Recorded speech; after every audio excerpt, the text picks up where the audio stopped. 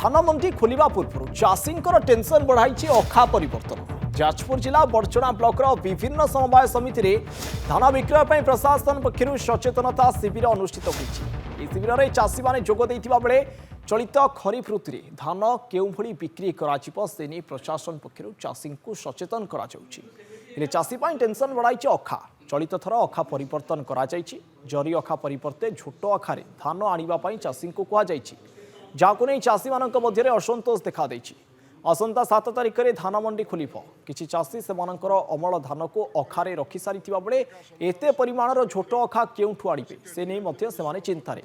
अखा परिवर्तन उपरे प्रशासन पक्षरु पुनर्विचार करिबा पाई चाषी दाबी करिसेंति। एने सचेतन शिविर रे चाषी माने प्रशासन निकटरे अभियोग करिसेंति।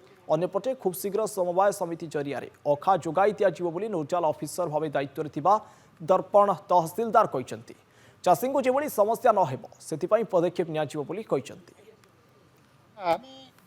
गोटे मास आगुरु बा 15 दिन आगुरु कहिथले आमे ताकू पूरा आमे सब बस्ता 100 बस्ता 150 बस्ता धान रखी सालुन घरे गच्छित करी कटिंग सरी गलानी।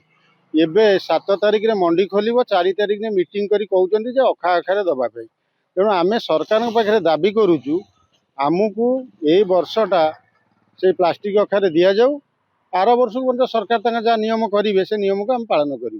तेणु ये चाषी समस्ते आम एकत्रित होकर एक कथा अभियोग सरकार आगे रखु। अखाटा को जो सडन एकदम 2 दिन अच्छी माने जमती कहती यात्रा आउ दिन अच्छी रेलसेल होउची सेही भलिया जिनस एबे जमा 7 दिन अच्छी मंडी खोलिलानी टुकन देलानी ता देरे एबे करछन्ते अखा चेंज कर अखा गोटाक 32 टंका। एबे जदि समूह चाषी आटे टाइम अखा पई गंडोल करे अखा तो मिलिबो नाही 50 टंका हिजो। ये लॉस चाषी काहे भरणा करिवे।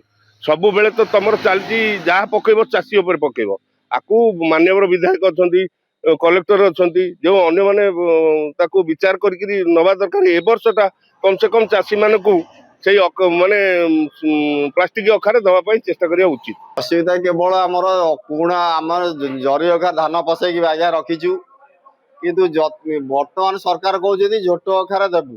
झोट अखा आम आज्ञा कौटू इना आणबू सी कहते 50% अखा 7 तारिख पर देवे।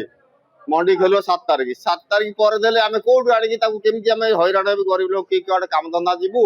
सरकार आपको विचार करूँ यही वर्ष नहीं जातु यही अखारे आर वर्ष को बरम से झोट अखा दिहब।